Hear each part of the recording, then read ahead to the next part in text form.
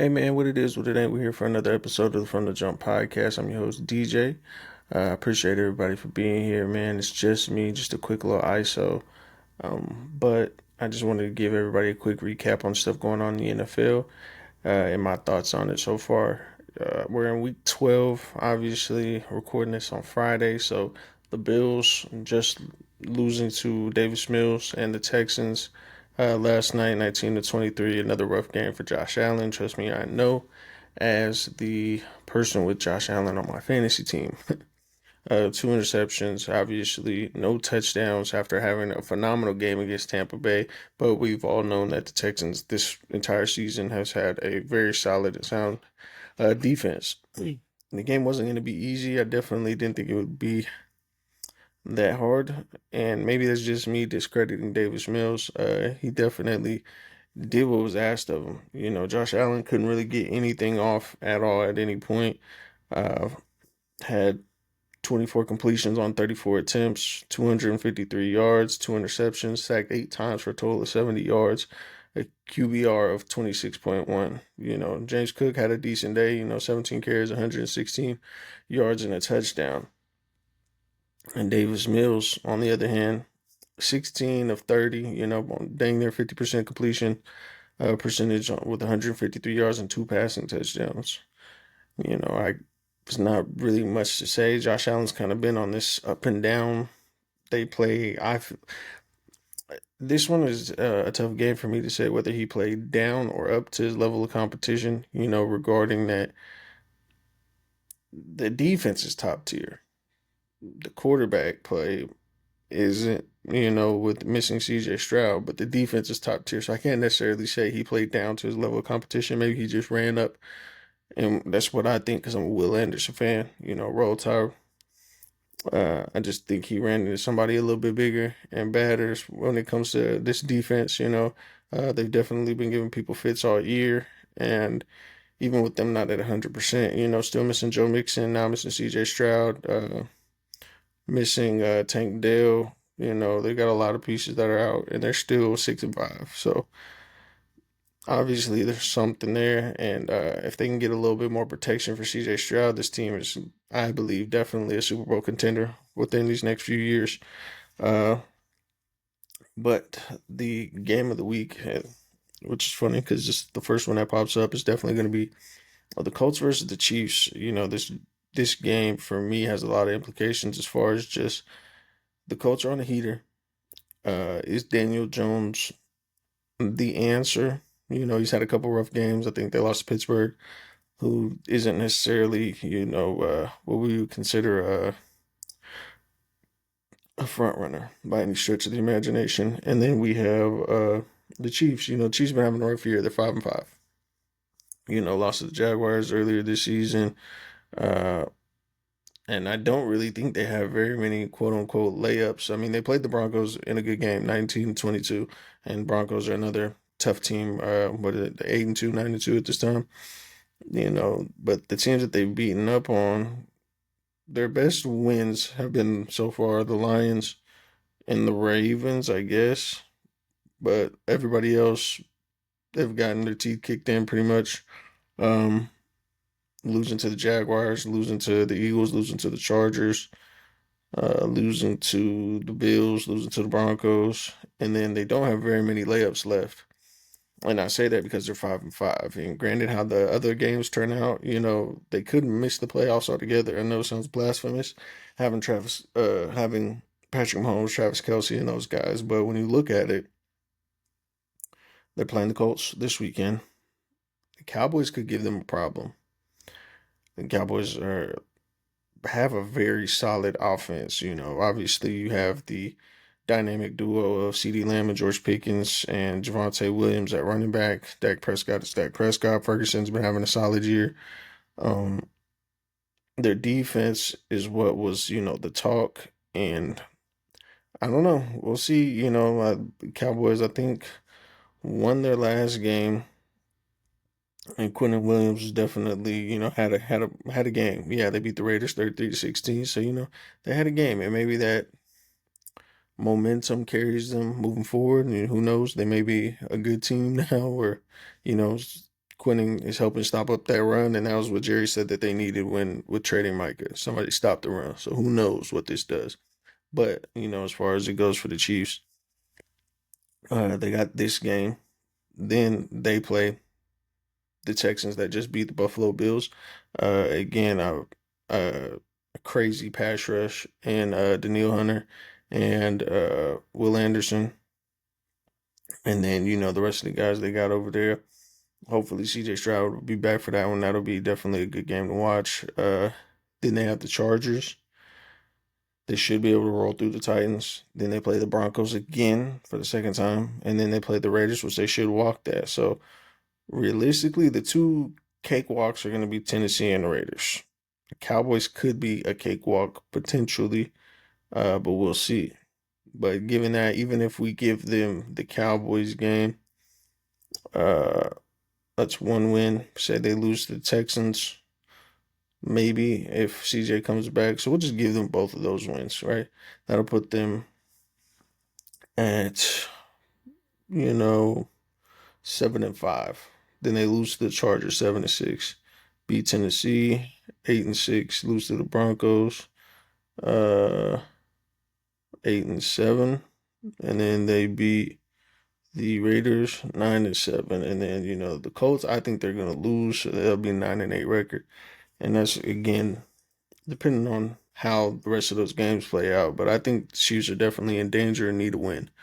You have the Steelers versus the Bears. Obviously, you have uh the Bears getting their new head coach and Ben Johnson. You have Aaron Rodgers in his new or current, I should say current home of the Pittsburgh Steelers. And both teams are playing very well. Obviously, the Bears are playing way better than they did last year under Matt Eberflus. And I think Ben Johnson, him and Caleb, it's taken a while for them to mesh. I mean, some people may say it take them a while. They're 7-3. I think there's a difference when it comes to quarterbacks and styles of play. He just got done coaching Jared Goff, but now you have this hyper athletic quarterback, almost in the realm of like a bigger Kyler Murray, Patrick Mahomes esque. You know, and those players always, ad lib a little bit. I play quarterback, a little more athletic than the average, and sometimes we tend to ad lib. Jared Goff is a straight up and down pocket quarterback, and so they've had their hiccups here and there, but I think that game is going to be definitely something to enjoy. Aaron Rodgers, we're hearing that he could potentially broken something in his wrist, so I think this game it will be big for them because it'll be telling how Aaron Rodgers plays moving forward and just overall how the offensive line steps up to kind of protect him because I mean there's still enough season left to potentially make the injury worse, or you can shore up that offensive line, find out whatever you need to do if you really want hopes and a chance at making a push at the playoffs and seeing what can happen. Um, Patriots versus Bengals. Not really worried about that. Drake May's looking like a MVP candidate. Definitely wasn't expecting this from last year. Thought he was just gonna come and go. Honestly, I'm not even gonna lie to you. But I'm liking what I'm seeing so far. I mean, the kid's making the right passes, making the right throws, hitting the right guys. Um, they're playing great on both ends of the ball. Stephon Diggs has been great for him. You know, I'd be interested to see if they try to make a play in the draft for a receiver or maybe a potential AJ Brown, Mike Vrabel reunion at some point. The Bengals are the Bengals. Love them to death. Jamar just got suspended. Joe Burrow hurt again.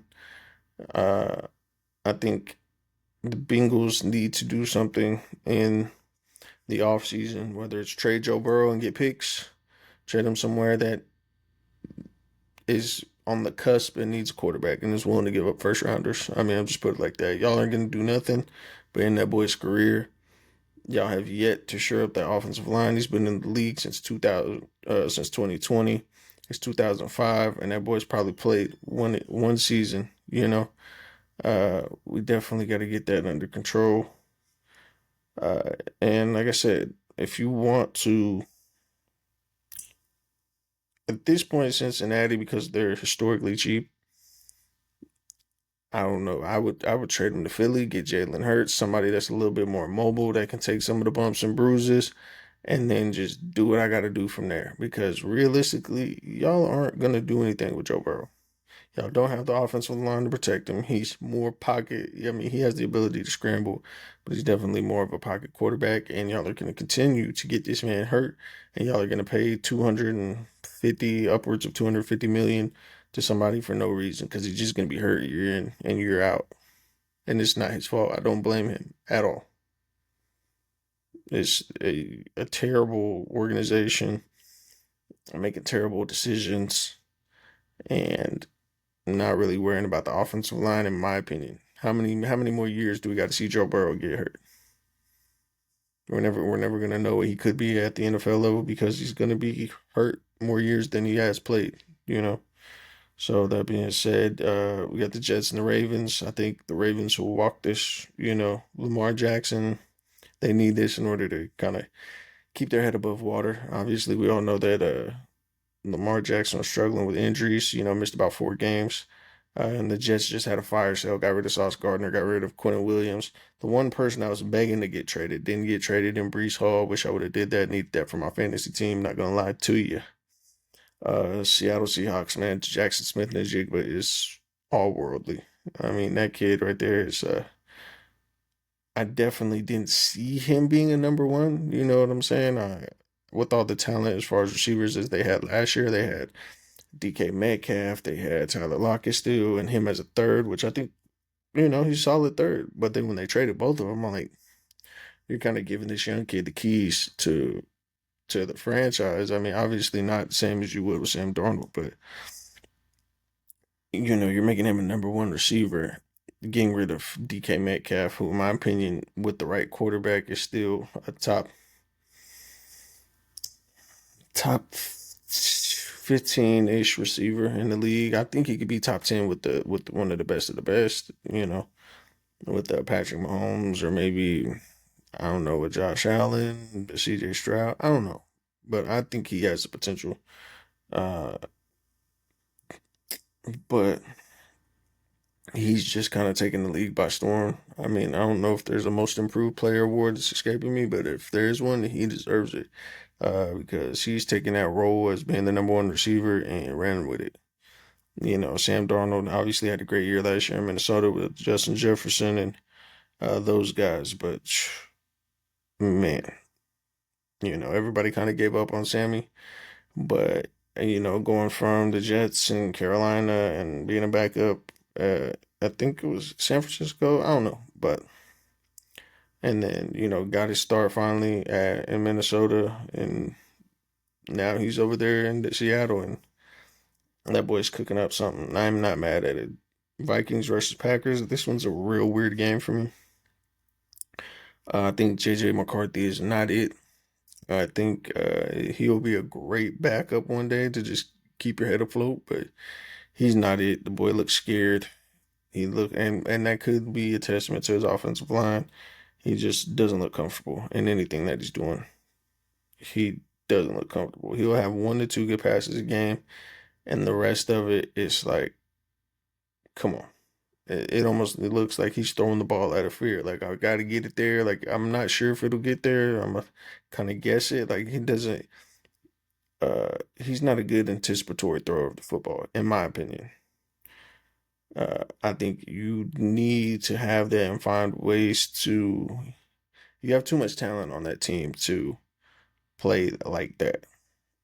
Jordan Addison, you have Justin Jefferson, Jordan Mason, I think is a quality number 2 running back, and Aaron Jones, who I think will, he's getting up there in years, but still very viable, still very usable.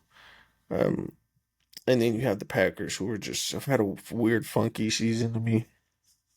Had that tie with Dallas earlier in the year and lost to the Carolina Panthers, which love to talk about them here in a second. But I'm just not sure. Jordan Love, the offensive line, the receivers, Josh Jacobs. It's just like, again, I don't know if they have a designated identity. If you're going to be a pass first offense, that's what you're going to be, a pass first offense. If you're going to be a run first offense, then you have to figure out how to do that well. Because to me, it looks like they're a pass first offense that's trying to be a run first offense, and it's hurting the team overall. Like, you have arguably the best from top to bottom, 1 through 4 receivers, uh, 1 through probably like 3 or 4 tight ends, all on one team. Like, the offense is stacked, but we're keep trying to hand the ball off, and it hasn't been working the greatest. So yeah, the Lions came off of kind of a crusty loss last week. Rough one. They'll be playing the Giants. Jackson Dart may be returning. Obviously, Cam Scatterbo still being out. We'll see how that uh, if Jackson Dart's able to return, and we'll see what Jared Goff and then boys J-Mo, Jameer, and all those guys do. Sam Laporta is out. I'm seeing for potentially the remainder of the season. So hopefully, he'll come back healthy. Everything will be everything, and we'll see how that goes. The Cardinals, I think it's time. I think it's time. Let's get rid of Kyler Murray. It's not working for y'all. Y'all have never really built a quality offensive line. Uh, Having no offensive line and a short quarterback at that, it's not a recipe for success. Like, if you're gonna draft a 5'7" quarterback, you're gonna need an offensive line that could protect him because he's already struggling to see over the line. Thank God y'all have Jacoby Brissett as a backup, and he's big enough to be able to see almost instantly, as soon as he hikes the ball, the receiver that he could potentially hit to get out of his hands quick. But you can't do that with Kyler. Kyler's got to run out of the pocket, find space, find a lane. It's just not working, and he's always hurt as well, just collecting a check. And I'm not mad at him. Get paid, but it's like, I don't know if organizations, and it probably is, right? It's like, we're rich, we don't care about the product we put out there on the field. Like, our fans are gonna come and support and pay money anyways, right? So I don't know, if that's what you want. That's what you want.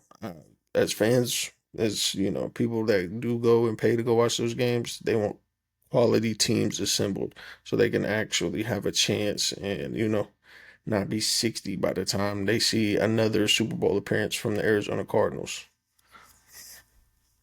Um, we have Shador Sanders getting his first start of the year against the I almost said Oakland, the Las Vegas Raiders. I'm just interested to see how that game plays out. Raiders, it's time. I love Gino in college. Was never really a fan of him in the NFL.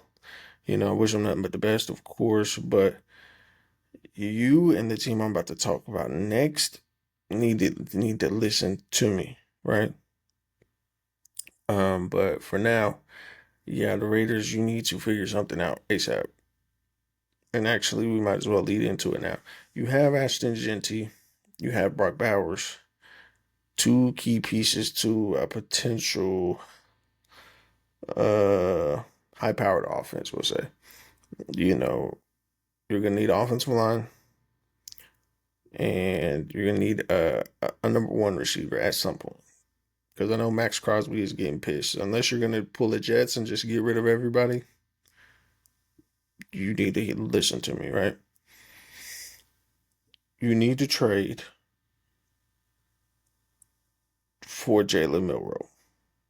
Call me Alabama stan all you want. The offensive line is ass. It's bad. Uh, Brock Bowers, young elite talent, and you're gonna have to pay him a fortune in order to stay, right? Ashton Genty, depending on what offensive line you build for him, he can be a very valuable asset to that team, or you can let him walk out the door and not resign because your offensive line isn't going to allow him to get the numbers that a top earning running back is eligible for on his next contract. Brock Bowers, people have seen what Brock Bowers is able to do. And unless y'all are going to give him a Justin Jefferson-esque deal of 200 million, uh, I suggest you either trade that boy or get him a quarterback that can get him the ball and help extend drives. Gino is not very mobile at this point. He's not very good, and he's long in the tooth. Like my man's is what, 36, 37 years old. You need somebody that has potential to grow. At this point in Gino's career, we've seen what Gino is. We've seen it already. It's obvious that the Browns don't want Shador, and there's a very good chance Jalen Milroe does not get to start for 4, 5, 6 years unless he leaves. And right now, they're both on rookie contracts. You can sign them, bring them in. They're still young. They still got room to grow. They still got room for development. You know, both of this is both of their rookie years. And there you go. You got a nice little trifecta. Now you give up whatever you got to get for them. I mean, obviously nothing crazy. You want to keep all your first rounders. Shador is a fifth round pick. Fifth round pick. You might be able to get him for like a sixth at this point. What's the worst that can happen? You got a young rookie quarterback that is hungry to prove that he belonged here and didn't get here because of his daddy and was somewhat productive in college. Jalen Milroe, we've seen him in college. You know, who knows? Lord willing, you might have the draft pick to take Ryan Williams. You take Ryan Williams, Brock Bowers, and Ashton Genty and Jalen Milroe. Now you just need to get offensive line. I'm just putting that out there. Do it what you will. The Atlanta Falcons. The Atlanta Falcons. Falcons. Oh man. There's somebody that we look at with in high regard in our family that played over there. And I was a fan at one point when he was there, and I still want y'all to do well because I was a Michael Vick fan growing up. Uh, but God, there's no reason y'all should be 5-7. There's absolutely no reason y'all should be 5-7. I Again, I'm never against anybody making money. I'm never against anybody losing a job, but I think Michael Penix will get another job. I think it's time to cut him loose, and I'm gonna suggest the two players I had already suggested to you, because again, they're already on rookie contracts. So get rid of Michael Penix. You have Drake May. Drake May, I'm tripping. You have Drake London. You have Bijan Robinson. Uh, you have I don't know, man. I seen a list of all the people y'all could have got instead of Kyle Pitts. Uh, and it just didn't look good. It was people like Panay Sewell and Jamar Chase and good lord. I don't know. I don't know. So all I will say is you need somebody that has the athleticism. You either need somebody that is a better pocket passer than Michael Penix. Uh, and honestly, I'm gonna just say get a righty in there. Most receivers have been catching from a righty their whole life. It's not too often that you have a lefty in there spinning it. And get you a Shador, a decent arm, decent mobility, or get you a super athlete or hyper athletic quarterback in Jalen Milroe that is able to scramble out the pocket, keep defenses honest. Um, just has the arm capability to push the ball downfield for the deep throws. And like I said, just keep defenses honest, man. Like for teams with bad offensive lines, do not draft a pocket quarterback. You're better off just drafting offensive linemen and then taking your quarterback or getting a quarterback that is hyper athletic and seeing what he can do. Because every time y'all get somebody who's mildly athletic with bad offensive lines, they end up getting below average in athleticism. With bad offensive lines, You get Joe Burrows. You know, you get Aaron Rodgers now with the hurt wrist. Let's see who's been banged up. Oh, you get C.J. Stroud this year. He is athletic, but he's taking a lot of licks. You get J.J. McCarthy been getting lumped up. He's mildly athletic. Jackson Dart, I give him the benefit of the doubt. Boy was showing out. Like he was cooking. And that was only due to his mobility. That offensive line really ain't that great. But yeah, man, it's like, come on. Like we gotta do something. I mean, again, unless it's just like, I don't care, we're rich, y'all are gonna pay to get tickets, right?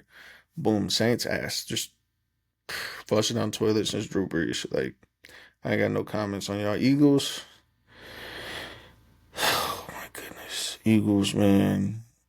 I rock with the Eagles. I just, man, again, Alabama fan here, so I was a fan of the Titans when Derrick Henry was there, and I grew to like AJ Brown. I just don't like the girlish antics, like high school girlish antics.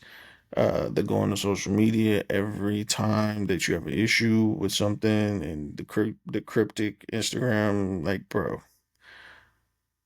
we over 30.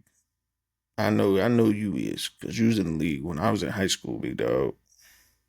So you over 30. Like quit the Instagram, man. Like if I'm you, just do your job and then just ask for a trade in the off season. Cause you were the same dude last year, if not the year before, saying if y'all get rid of Jalen, send me wherever he's going. That was you, AJ Brown. And I love Devontae too, but Devontae not saying nothing. He got his bag. Devontae, if you want to leave, again, I'm not the biggest Philly fan. Go wherever you want to, but quit the Instagram girly shit. Like, excuse my language, but come on now. Cowboys again just need defensive pieces. I think Quentin Williams was a great acquisition. Um, Maybe another edge rusher.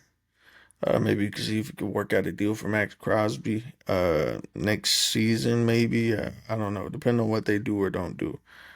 Um, Hopefully Tom Brady can talk some sense into some people over there. I think he's got some ownership in the Raiders. Tampa Bay, Baker's just had the worst luck, man. I mean, Mike Evans goes down, Chris Godwin goes down, Emeka's a little banged up at the moment. Bucky Irving's been out most of the season, and they're still 6-4. Baker's been playing really great ball, and if he had all his infinity stones, I think Baker could mess around and would have won MVP this year easily, easily. I mean, he was balling. Similar to the team that they'll be playing this weekend and the LA Rams. I mean, Matthew Stafford is Matthew Stafford. He's been that man for a long time, and we all know it. Puka Nakua has been playing great. Also, he just plays one way, and that's full speed and with a lot of aggression. He's been a little slightly banged up, and then you have Devontae Adams, all reliable.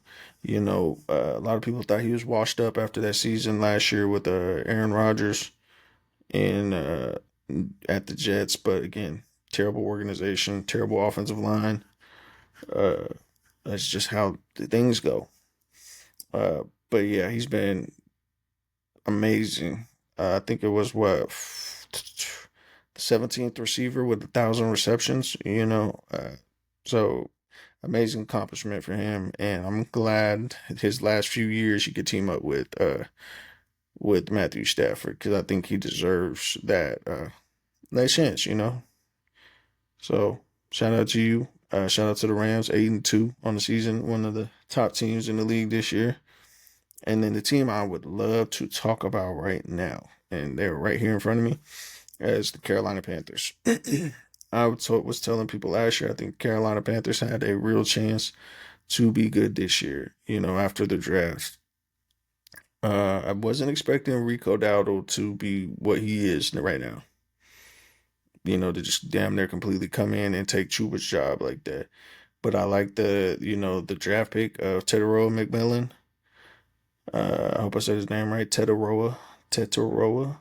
I like Xavier Leggett. I think he's a solid player. I really think they should utilize Jimmy Horn Jr. more. I don't know if it's route running, what it is, why he's not getting as much play time. But I think he is an excellent slot receiver that could also potentially play some outside, you know, given certain situations and cases. I would still work on that offensive line a little bit this draft if you can. I think Bryce Young is a good quarterback. And the issue with players that play at Ohio State, Alabama, Georgia, uh, Oklahoma, even Oklahoma of the past, you play with 5-star recruit offensive linemen. So these are the best of the best from left tackle to right, and they have some of the best protection in all of college football that these other schools couldn't get. Some of these other 5 stars are backing up the 5 stars at this school. I'm not saying that these are the only schools with 5 stars, but these are the best of the best players, whether it's even the SEC or whatever. Like, I'm just saying, Florida and Alabama 5 years ago, different offensive lines. You feel me? Even different quarterbacking. Like, there were levels.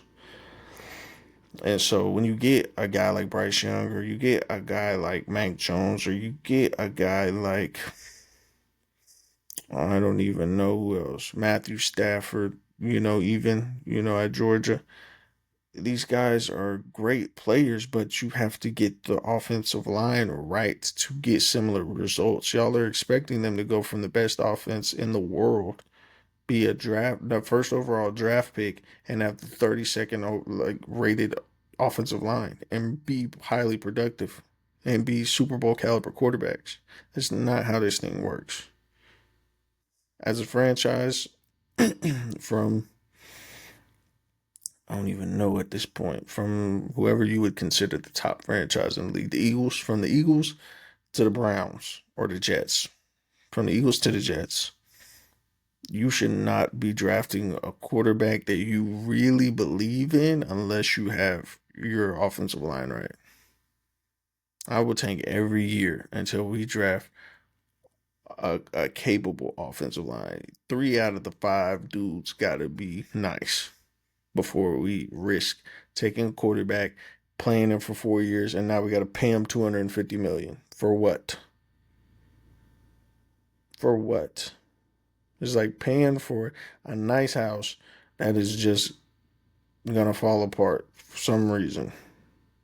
Or no, you know it because you're just not gonna take care of it. That's it. You're just not gonna buying a nice house that you're not gonna take care of. Grass is gonna be 10 feet tall. The fence is gonna blow down. You ain't gonna do nothing about it. It's just pointless. So get Bryce a little bit more security. As far as offensive line, I like the defense a lot. I like the weapons we could use. Excuse me. Uh, I don't know. I don't want to say another receiver because again, I like what we got, but I'm just not sold 100% yet.